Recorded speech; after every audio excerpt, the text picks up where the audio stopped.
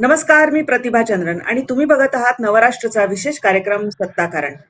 आज या कार्यक्रमात नेहमीप्रमाणेच आपल्या सोबत आहेत डॉक्टर उदय निरगुडकर सर आणि रोज तुम्ही त्यांना ऐकताय. आम्ही जे व्हिडिओ करतो आहोत त्याला तुम्ही खूप चांगला भरभरून प्रतिसाद देताय. चॅनलला सबस्क्राईब करा, व्हिडिओ जसे बघता आहात तसेच बघत राहा आणि तुमच्या ज्या सूचना येत आहेत त्या सूचना आम्ही वाचतो आणि त्या अधिकाधिक त्या विषयांवरचे व्हिडिओ जे तुम्ही सुचवलेले आहेत तेही करण्याचा आम्ही प्रयत्न करणार आहोत. अ, आज जो विषय आपण बोलतो आहोत तर भारतीय जनता पार्टीच्या दृष्टीने जर विचार केला तर गेले काही दिवस शुभेंदू अधिकारी किंवा योगी आदित्यनाथ, हिमंता विश्व शर्मा हे त्यांचे चेहरे नॅशनल हेडलाईन मध्ये मोठ्या प्रमाणावर गाजत होते. पण गेले 2 ते 3 दिवस दक्षिणेतला एक चेहरा गाजतोय आणि तो म्हणजे के अण्णामलाई यांचा. के अण्णामलाई हे भाजपामध्ये 2000 मध्ये आले, IPS अधिकारी. त्यांनी आपलं पद सोडलं आणि भारतीय जनता पार्टीचं काम सुरू केलं. अतिशय चांगली कारकीर्द आणि त्यांना तिकडचे सिंघम म्हणून ओळखलं जायचं. तडफदार तरुण अधिकारी, राजकारणात आल्यावरही तेवढ्याच वेगाने काम सुरू केलं आणि कुठे ना कुठेतरी असं वाटत होतं की के अण्णामलाई हे यावेळी सुद्धा निवडणुकीचा भाजपाचा चेहरा असतील. परंतु काही वेगळ्या गोष्टी घडल्या आणि अण्णामलाई हे पक्ष सोडतात की काय वगैरे अशा वेगवेगळ्या चर्चा सुरू झालेल्या आहेत. त्यांची नाराजी असणार हे उघड, कारण त्यांनी 5 पानी 1 पत्र भारतीय जनता पार्टीचे अध्यक्ष किंवा संघटन सचिव जे आहेत BL संतोष त्यांच्याकडे सोपवलेलं आहे. अमित शहाची भेट घेतलेली आहे, दिल्लीमध्ये ते आहेत आणि अशा परिस्थितीमध्ये अण्णामलाई नेमकं काय करतील याबद्दल बरेचसे अंदाज बांधले जात आहेत. डॉक्टर निरगुडकर यांचा सुद्धा दक्षिणेतील अनेक नेत्यांशी आणि थेट अण्णामलाई यांच्याशी अनेकदा संपर्क असतो. माझा काही नेत्यांशी, कारण दक्षिणेतल्या राजकारणात किंवा तिकडच्या निवडणुका सातत्याने कव्हर करत असल्यामुळे त्यांच्याशी संपर्क असतो. त्यांच्याशी ज्या पद्धतीचं बोलणं झालंय, आधी सरांचं आपण ऐकूया. सर, नेमकं काय म्हणताय दक्षिणेतले नेते? कारण दिल्लीमध्ये आणि मीडियामध्ये एक परसेप्शन आणि जे मूळ चालू आहे ते आता जे घडलंय ते एक सिरीज ऑफ इव्हेंट ज्याला आपण म्हणू, एक काही चेन रिॲक्शन आहे असं म्हणायला लागेल. एक तर आपण मान्य केलं पाहिजे की अण्णामलाई हे आता भारतीय जनता पक्षासाठी दक्षिणेतले सर्वात पॉप्युलर असे नेते आहेत. हा भाग क्रमांक 1 आहे. दुसरी गोष्ट आहे की अण्णामलाईचं स्वतःचं असं एक जे वलय आहे, त्याबरोबर स्वतःची त्यांची तमिळनाडूमध्ये भारतीय जनता पक्ष कसा वाढावा याविषयीची काही मतं आहेत. त्या मतांविषयी सर्वत्र मत ऐक्य आहे का, आता ते नाही आहे. परंतु कोणत्याही पद्धतीत अलायन्स करू नये असं त्यांचं जे AIDMK बद्दलचं मत होतं ते एक प्रकारे आपल्याला योग्य आहे असं नंतर लक्षात आलं असेल की अण्णामलाई यांनी ताब्यात घेण्या अगोदर 4% भारतीय जनता पक्षाचा शेअर होता, 3.5%, 3.5-4%, आणि नंतर तो 11% गेला. म्हणजे त्यांचा अंदाज बरोबर होता. परंतु त्यांना निवडणुकीतलं यश जे आहे ते स्वतः 2दा त्यांना उभे राहिले. एकदा कोइंबतूरला उभे राहिले आणि एकदा त्याच्या आधी लोकसभेला उभारले. त्या दोन्हीकडे त्यांना पराभव स्वीकारावा लागला आणि अवघ्या 2-3 जागा फक्त त्यांच्या विधानसभेला आल्या. लोकसभेला तर एकही जागा आली नाही. परंतु त्यांची दखल घ्यावी असं निश्चितच वातावरण दक्षिणेतल्या ज्या राजकारणात जे होतं ते आहे. सवाल असा आहे की संपूर्ण सिच्युएशन काय पद्धतीने इंटरप्रिट केली जाते. निवडणुकीच्या तोंडावर त्यांचं प्रदेशाध्यक्षपद जाणं काढून घेतलं हे जे आपल्याला वाटतंय ते तितकंसं खरं नाही. त्यांची टेन्युअर संपत आली होती आणि त्यांनी एक प्रकारे क्लिअर केलं होतं की जर तुम्ही AIDMK किंवा DMK कोणाबरोबर जर अलायन्स करणार असाल तर मी प्रदेशाध्यक्ष असणार नाही असं त्यांनी स्पष्ट सांगितलं होतं. त्यामुळे त्यांचा काही तिथे येण्याचा प्रश्नच नव्हता.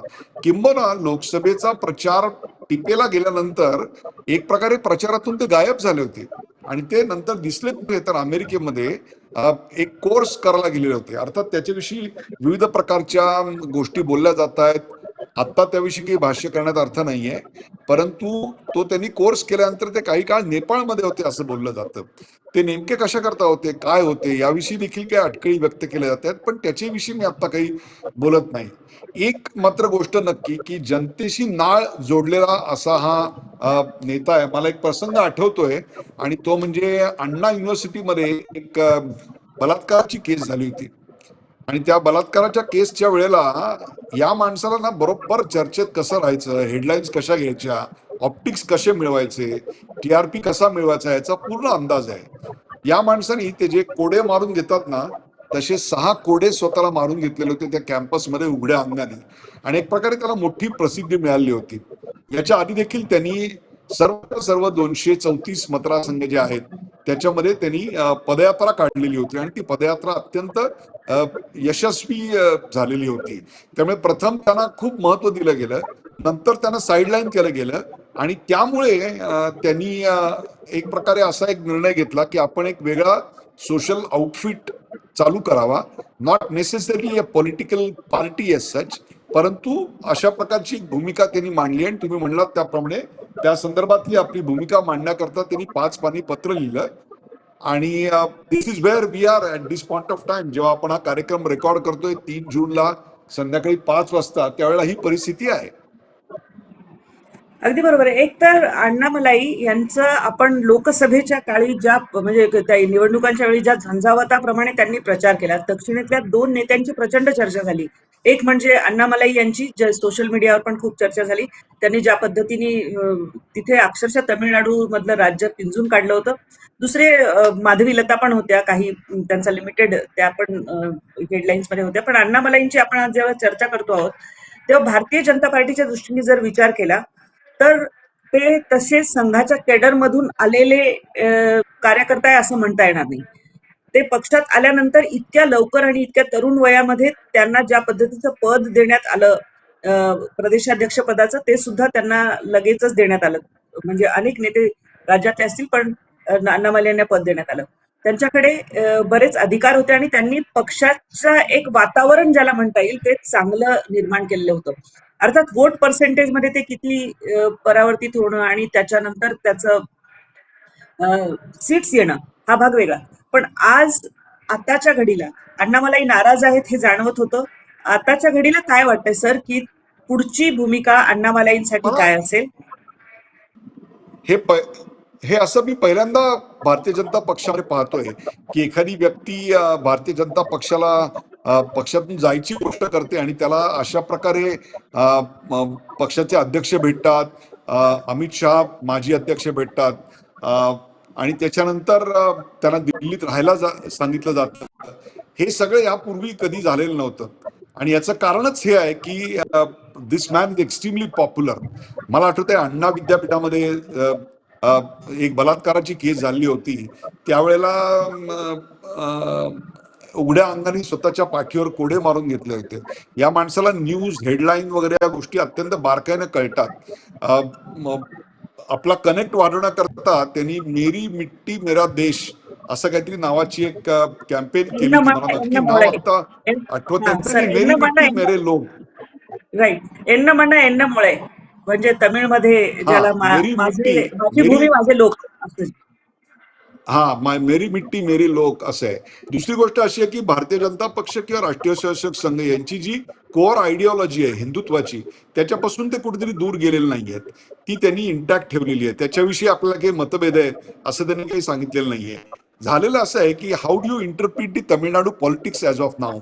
आता जे चित्र मला दिसतंय ते असं आहे की विजय यांच्या येण्यानं एका द्रविड मुवमेंटच्या भोवती फिरणारं राजकारण आहे. ते सगळं राजकारण आता द्रविड मुवमेंट पासून थोडं दूर जात आहे, आणि तरुणांना जे हवं होतं ते विजय हे देत होते. परंतु त्यांची जी आता मेजॉरिटी आहे ती अतिशय वेफर थिन मेजॉरिटी आहे, आणि कधी ती द्रमुकच्या एक प्रकारे कृपा प्रसारावर अवलंबून. याचं कारण द्रमुकचे जे अलायन्स पार्टनर होते ते अलायन्स पार्टनर आता विजय बरोबर आहेत, काँग्रेसच्या बरोबर आहेत. पण काँग्रेस कधी कोणा आपल्या अलायन्स बरोबर त्यांनी दोस्ताना निभावलाय असं आपल्याला दिसणार नाही. पार चौधरी चरण सिंग पासून ते अगदी चंद्रशेखर पर्यंत सगळ्यांचे अनुभव अखिलेश यादव यांना देखील हा अनुभव आलाय, ममतालाही, मायावतीलाही अनुभव आलाय, ममतालाही अनुभव आलाय. त्यामुळे जरी त्यांचा एकच आमदाराचा सपोर्ट असला तरी देखील काँग्रेसचा सपोर्ट काही त्यांना गृहीत धरता येणार नाहीये. या सगळ्या पार्श्वभूमीवर जर तुम्ही मला विचारलं तर आता तामिळनाडूच्या राजकारण इतकं प्रवाही आहे की कदाचित तिकडे मध्यावधी निवडणुका पुढच्या 6 महिन्यात, वर्षात, 2 वर्षात होऊ शकतात. अशा वेळेला द्रमुकच्या एक प्रकारे भाषिक अतिरेकाच्या राजकारणापासून द्रविड राजकारणापासून दूर जाणारा, परंतु जो विकास आणि याच्यामध्ये स्वतःची स्पेस शोधतोय असा जो एक मोठा तरुण वर्ग आहे, त्या तरुण वर्गासाठी म्हणून आशास्थान म्हणून आपल्याला स्वतःला प्रोजेक्ट ते करत असावेत असता सांगितलं जात आहे. परंतु तरी देखील भारतीय जनता पक्ष सोडून जे जे बाहेर गेलेले आहेत त्यापैकी कुणी स्वतःचा पक्ष काढून यशस्वी झालेले नाही आहेत याची त्यांना कल्पना असावी. येदियुरप्पांचं काय झालं किंवा कल्याण सिंग यांचं काय झालं, सगळ्यांना शेवटी आपले पंख मिटून भारतीय किंवा जनता आणखी पक्षाच्या घरट्यात यावं केशुभाई, लागलं. याच यादीमध्ये केशुभाई पटेल आहेत, उमा भारती आहेत, की ज्यांनी ऍब्सोल्युटली अशा उमा प्रकारचे भारती प्रयोग करून बघितले, या या परंतु ते ऍब्सोल्युटली. यशस्वी झाले नाहीत. पण मग तेच मॉडेल कुठेतरी, कारण भारतीय जनता पार्टीला अजून बराच लांबचा पल्ला नाडूमध्ये गाठायचा आहे. एक तर जनमानसामध्ये पक्ष रुजवण्यासाठी, आणि त्यासाठी त्यांना पुढची निवडणूक लगेच अनुकूल खूप असेल असं दिसत नाही. अशा वेळी अण्णामलाई सारखा एक चेहरा भाजपाच्या चिन्हा व्यतिरिक्त अन्यत्र असला, म्हणजे खरं म्हणजे अद्याप अधिकृतरित्या राजीनामा त्यांनी दिलेला नाहीये. ज्या अर्थी तुम्ही म्हणालात सर, की अशा पद्धतीने एखाद्या नेत्याला थांबवून त्याच्याशी चर्चा ही भाजपाच्या शीर्षस्थ नेतृत्वाने इतक्या वेळा केलेली नाहीये. तीन तर तीन तीन हा, इश्यू तीन इश्यू आहेत मला जे आता दिसत आहेत. एक म्हणजे हिंदी भाषेचा आग्रह जो भारतीय जनता पक्षाचा आहे, which is a north centric असं त्याला एक लेबल तामिळनाडूमध्ये लावलं जातं. तर त्या हिंदी भाषिक धोरणाबद्दल त्यांच्या मनामध्ये काहीसा संभ्रम आहे. हा भाग क्रमांक 1 झाला. दुसरी गोष्ट अशी आहे की त्यांचा हा कायम आग्रह राहिलेला आहे की भारतीय जनता पक्षाने सागदीवर गेलं पाहिजे, भारतीय जनता पक्षाने दुसऱ्याबरोबर जाऊन त्याची वाढ होणार नाही, आणि एक प्रकारे त्याला काहीसं समर्थन असं देणारी आकडेवारी आपल्याला आत्ता दिसते. दुसरी गोष्ट अशी आहे की ईपीएस हे जे आहेत पळणीस्वामी, तेही गोंडर समाजाचे आहेत, आणि अण्णामलाई हे सुद्धा गोंडर समाजाचे आहेत. त्यामुळे एका ज्ञानामध्ये 2 तलवारी राहू शकत नाहीत, असाच हा काहीसा प्रकार आहे. परंतु दक्षिणेमध्ये स्वतःची पार्टी काढून यशस्वी होणं हे जमलेला विजय हा पहिला स्टार आहे. अलीकडच्या काळात रजनी हा प्रयत्न केला होता पण त्याला ते जमलं नाही. दुसरं जर तुम्ही म्हणाल तर आपल्याकडे कमल हसननी प्रयत्न केला होता, त्यांनाही ते जमलं नाही. या सगळ्या पार्श्वभूमीवर भारतीय जनता पक्षाला त्यांच्या जाण्यानं धक्का बसेल हे याची देखील कल्पना आहे, आणि त्याच वेळेला त्यांच्या निमित्ताने एक चुकीचा पायंडा पक्षात, की पक्षाला आपण ब्लॅकमेल करू शकतो असा पायंडाही भारतीय जनता पक्षाला पडू द्यायचा नाहीये. त्यामुळे यातून काहीतरी मध्यम मार्ग निघतो का अशा परिस्थितीवर आता भारतीय जनता पक्षामध्ये अण्णामलाई यांच्याकडे पाहिलं जात आहे. सर तुम्ही अगदी परफेक्टली सांगितलेलं आहे, कारण आज सकाळी माझं ज्या तामिळनाडूमधल्या 2 नेत्यांशी बोलणं झालं होतं, त्यांनी याच पद्धतीने हे सांगितलं की भारतीय जनता पार्टी चं एक शिस्तबद्ध असं काही एक धोरण असतं, आणि एखाद्या नेत्याला, कुठलाही नेता अशा प्रकारे पार्टीला ब्लॅकमेल करू शकेल आणि ते ऐकतील असं ते घडू देणार नाहीत. त्यामुळे आणखी एक महत्वाची गोष्ट की अण्णामलाई असं गृहीत धरू की ते बाहेर पडले, त्यांनी एक सामाजिक किंवा संघटन सुरू केलं, आणि नंतर राजकीय पक्ष सुद्धा सुरू केला. कारण अण्णामलाई यांना लवकरात लवकर यश हवं आहे, त्यांना मोठं व्हायचंय राजकारणामध्ये. विजय यांचा देखो, जेव्हा त्यांनी शपथविधी पाहिला असेल, राज एक, एक लक्षात घ्या, राजनीति में वक्त के पहले और नसीब के आगे किसी को कुछ नहीं मिळता. कुछ नाही मिळता, वेळ आली तर परंतु तुम्हाला आपल्या हाताखालच्या मंत्र्याबरोबर जुळवून घेऊन त्याच्याबरोबर उपमुख्यमंत्री म्हणून काम करावं लागतं. अलायन्स मध्ये कसं राहावं आणि अलायन्स आपल्यासाठी कसं वापरावं याचं उत्तम उदाहरण किंवा शिक्षण घ्यायचं असेल तर त्यांनी देवेंद्र फडणवीस यांचा क्लास लावावा.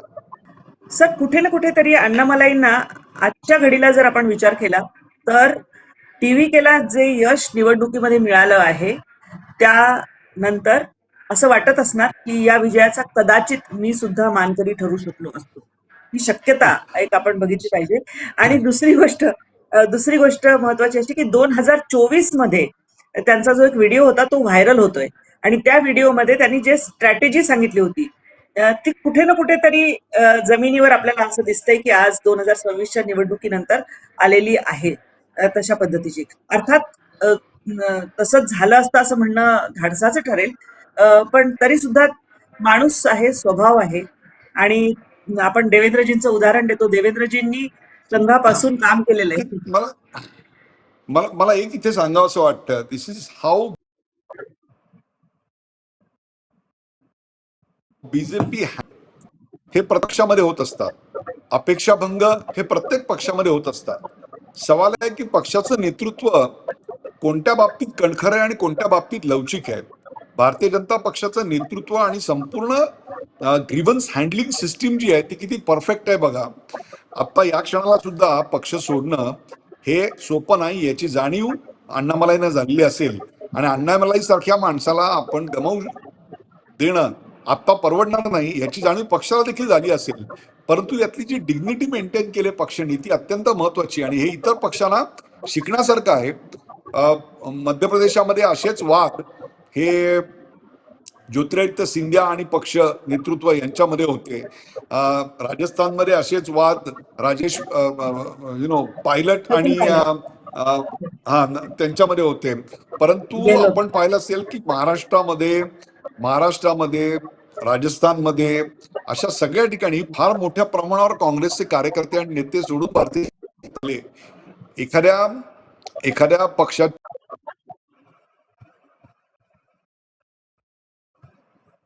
मध्ये दाखवला आणि ती कशी हँडल करावी ती भाजप दाखवत आहे. बरोबर. 2-3 गोष्टी आहेत यामध्ये की अण्णामलाईंकडे एकतर पक्षात राहणे आणि मग पक्षाने त्यांच्या काही अटी मान्य करून मध्यम मार्ग काढून दोघांनी राजकारण सोबत सुरू ठेवणे हा एक पर्याय असू शकतो. अण्णामलाई जर बाहेर पडले आणि त्यांनी स्वतःचं एक पक्ष काढून त्यांना जशी वाटतंय की आपण करावं त्या पद्धतीने पुढे जाणं हा दुसरा भाग असू शकतो. आणि तिसरा भाग जसे पूर्वाश्रमीचे सगळे नेते बाहेर गेले आणि परंतु आयडिओलॉजिकल अलाइनमेंट ज्याला म्हणता येईल किंवा मोदींबद्दल त्यांची एक संवेदनशीलता त्यांचा एक आदर अण्णामलाईंचा हा वारंवार दिसून आलेला आहे. तर तिसरी शक्यता पण असू शकते. मला एक शक्यता अशी आहे की they may be separated but they still will be together. म्हणजे जरी ते वेगळे झाले तरी ते एक असतील. याचं कारण सनातन धर्माची हिंदू धर्माची आयडिओलॉजी दोघेही सोडायला तयार नाहीत. केंद्राचं महत्व राज्य चालवताना किती असतं याची जाणीव अण्णामलाई यांना आहे. मोदींविषयी त्यांना अतोनात आदर आहे. राष्ट्रीय स्वयंसेवकाबद्दल त्यांच्या मनामध्ये अत्यंत ममत्व आहे. इनफॅक्ट त्यांचे गॉडफादर जर कोण असतील तर ते मार्गदर्शक एक प्रकारचे या अर्थाने म्हणू आपण तर मार्गदर्शक म्हणून त्यांनी अनेकदा संतोषजी यांचं नाव घेतलेलं आहे. आणि त्यामुळे या सगळ्या पार्श्वभूमीवर हा वाद निर्माण झाला. त्याबरोबर तो कसा हँडल करावा याचा वस्तुपाठ पण भाजप आता दाखवून देत आहे आणि मला सर्वात आता या घडीला ते महत्वाचं वाटतंय. मग थोड्या वेळात काही तासात कदाचित उद्यापर्यंत सगळ्या गोष्टी स्पष्ट होणार आहेत की अण्णामलाई नेमकं काय करतात. आणि परंतु अण्णामलाई यांचं एक व्यक्तिमत्व आणि दक्षिणेतलं जे राजकारण आहे ते तशा अर्थाने वेगळ्या पद्धतीचं राजकारण आहे. म्हणजे महाराष्ट्र किंवा उत्तरेच्या सगळ्या पट्ट्यातलं जे राजकारण भाजप करतो त्या राजकारणामध्ये आणि दक्षिणेच्या राजकारणात फरक आहे. भारतीय जनता पार्टीला त्यामुळेच कर्नाटकामध्ये यश आलटून पालटून कधी आलेलं आहे परंतु तसं यश अन्य राज्यांमध्ये आलं नाही.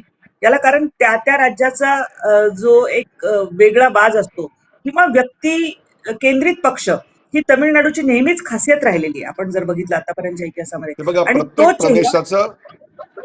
प्रत्येक प्रदेशाचं राजकारण हे वेगळं असतं. महाराष्ट्राचं राजकारण गुजरातचं राजकारण राजस्थानपेक्षा वेगळं आणि राजस्थानचं उत्तर प्रदेशपेक्षा वेगळं. जरी या प्रत्येकाची सीमा एकमेकाला लागून असली तरी देखील तमिळनाडूच्या राजकारणाचं वैशिष्ट्य आहे की तिकडे पर्सनॅलिटीचं राजकारण आहे. तिथे पर्सनॅलिटीचं राजकारण आहे त्याचबरोबर तिथे एक आयडिओलॉजीचं राजकारण आहे. म्हणजेच ती आयडिओलॉजी जी आहे ती आयडिओलॉजी पेरियार यांची आहे आणि त्याच पेरियार यांच्या आयडिओलॉजीतून पुन्हा जी मुवमेंट आहे ती आर्य अनार्य हा वाद त्याच्यामध्ये आहे. सवर्णांच्या विरोधात केलेलं एक फार मोठं आंदोलन आहे. याला एक फार मोठी सामाजिक किनार आहे या सगळ्याला. किंवा या सगळ्या पार्श्वभूमीवर आता ते राजकारण एक टर्न घेत आहे. त्यामुळे त्या टर्नला तुम्ही कसं इंटरप्रिट करता त्या इंटरप्रिटेशनचे हे प्रश्न आहेत. अगदी बरोबर आहे. आपण जर तमिळनाडूच्या आजच्या घडीच्या राजकारणाचा विचार केला, तर द्रविड कारण जे होतं, जे वर्षानुवर्ष गेले तिथे अस्तित्वात होतं, डॉमिनंट होतं, सत्तेत होतं, त्याला छेद बसलेल्या विजय यांच्या रूपाने वेगळा चेहरा आलेला आहे. अर्थात त्यांचे काही प्लस आणि मायनस पॉइंट आहेत, त्यावर आपण कधीतरी स्वतंत्र चर्चा करूच. परंतु यामध्ये तरुणांना हवा असलेला एक आश्वासक चेहरा म्हणून स्वतःला राजकारणाच्या केंद्रबिंदू, केंद्रस्थानी ठेवण्यासाठी प्रयत्न सातत्याने अण्णामलाई करतायत.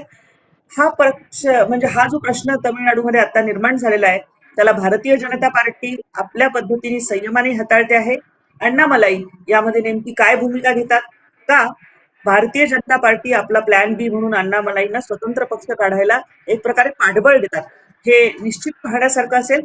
तर तुमची शेवटची कमेंट आणि त्यानंतर आपण दर्शकांशी बोलू.